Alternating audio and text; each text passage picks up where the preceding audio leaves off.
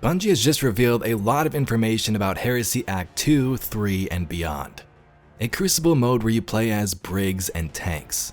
The Rite of the Nine event with the return of the Emissary and some sick new rewards. Guardian games next week, Act 2 weapons. New artifact perks, the Court of Blades activity, and much more. Welcome Guardians, let's dive right in.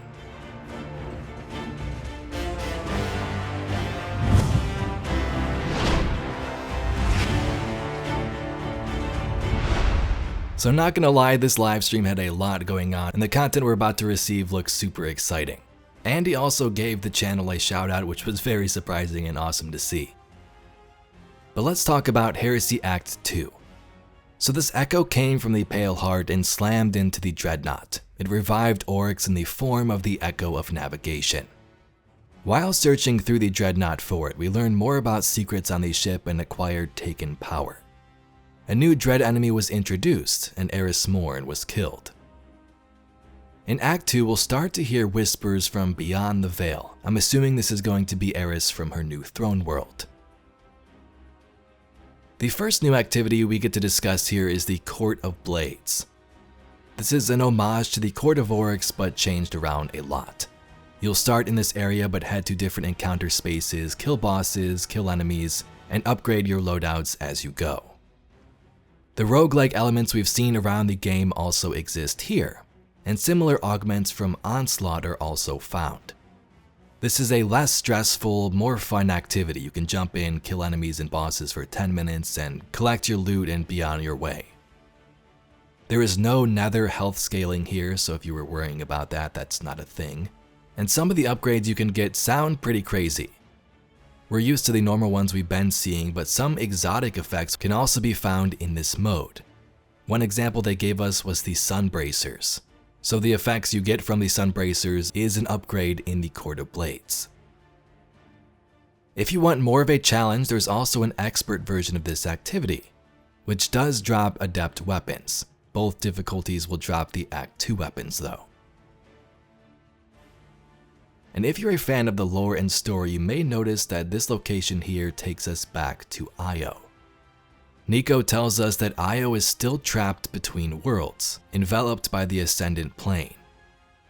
The Echo of the Navigator, the Echo of Oryx here, is reaching out to these places of mass paracausal power, so it makes sense that Io would be one of those spaces. I wonder if we'll be able to find or dig out some more secrets just by visiting this play space.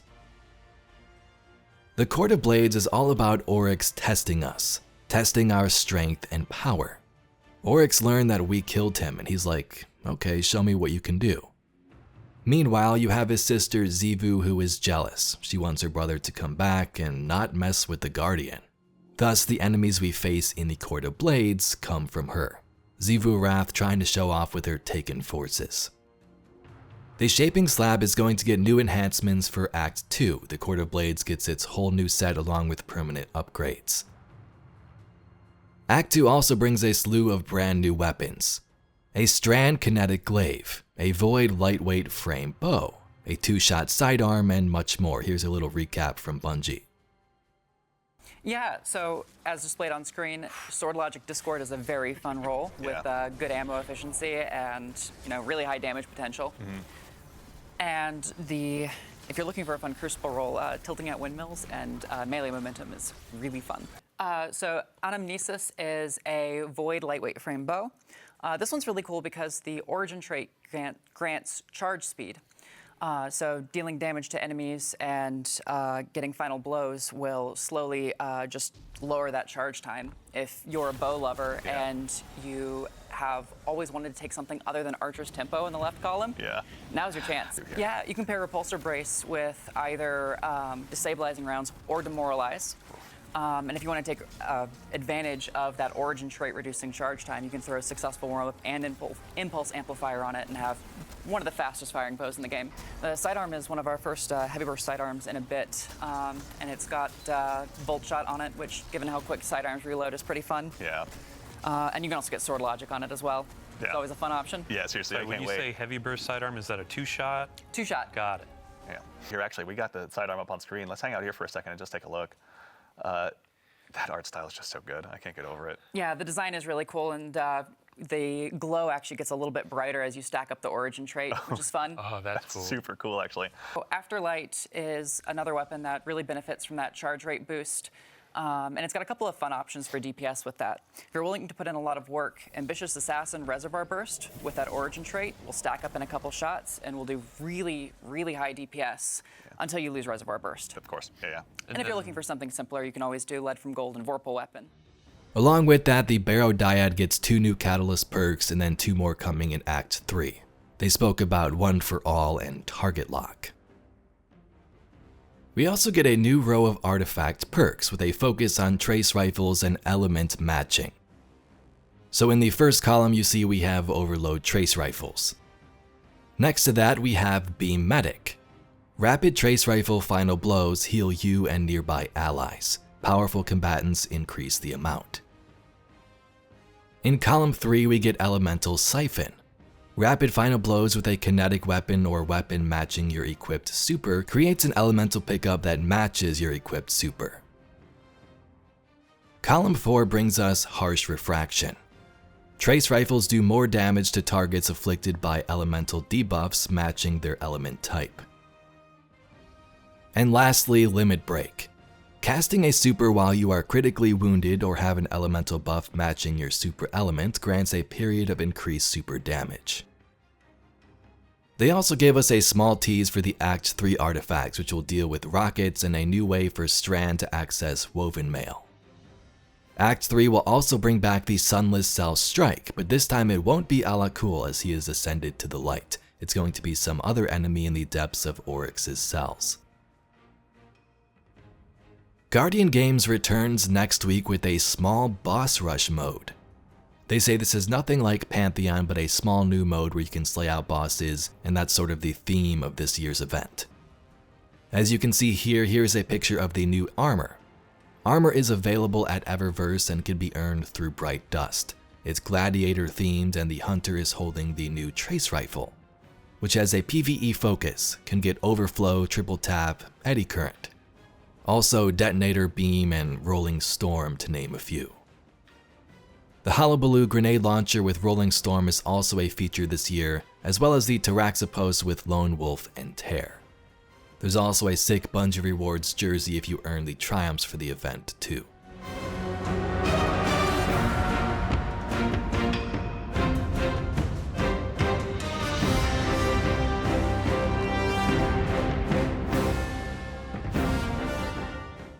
Act 3 is also bringing a new event called the Rite of the Nine, free for all players. The Nine have not been around in Destiny for a while, besides Zur, he's here every week, but they're back in full force with this new event. Now, being a story and lore fan, I'm wondering if anything comes along with this. Will the vendor have new dialogue? Will this possibly lead into Frontiers, whatever is going to happen then? But the Rite of the Nine is a limited time event that features dungeons, Prophecy, Spire, and Ghosts of the Deep to be specific. The purpose of this is to introduce classic dungeons to newer players in an Explorer mode, and there's also 2 other modes for hardcore players, Ultimatum being the top mode. The event social space takes us back to the 3rd Spire, which was first used in Trials of the Nine a long time ago. Each week, the featured dungeon will be seen in this play space. As you can see in this example, they have the Spire Tower in the background. The Emissary of the Nine is back as the vendor with quests, bounties, and rewards. And just behind her are dungeon weapons that have been revamped with new perk pools. In this area, you can also attune these specific weapons to get a better chance at earning them during the event. Explore mode is for newer dungeon players or players who've never experienced this mode before. You'll get tooltips for puzzles, waypoints that tell you where to go. The darkness, spaces, and zones have been removed, and the revive timer is 5 seconds, so you don't have to wait 40 anymore. Another example they talked about was in the Spire here. As a player goes through this jumping puzzle, helper platforms would rise for the guardians behind them in case they are stuck and need some help getting up to where their friends are. So that's sort of more of the easier explore mode. You then have, I think, Eternity in the middle, but at the top you have Ultimatum. This is for familiar dungeon players, and it's the most challenging experience, kind of like contest mode. The higher score you get, the better the loot, and it's based off of player deaths. Weapons earned through this event will be themed around the 9, as you can see here. But like Into the Light and the Brave Arsenal, the top adept weapons you can earn have a super epic visual effect that looks like this. So if players inspect your weapons, they'll know what you went through to get these. The Rite of the Nine event also comes with 5 new emblems, a weapon cosmetic, and a new title. And to wrap up the stream, they had 2 more things to show off. First, Moments of Triumph is live in-game right now, so you can complete triumphs from the last year and get the new Ghost and Sparrow. But next to that, I believe in Act 3 there's going to be a PvP mode where you play as Brigs and Drake tanks. Now we've had Drake tanks since Destiny 2 came out and it's been playable in various campaigns, but players have always wanted to play as the Brig, and now this is your chance. Have fun trying to get those 360s. Everyone, we'd love to introduce you to heavy metal.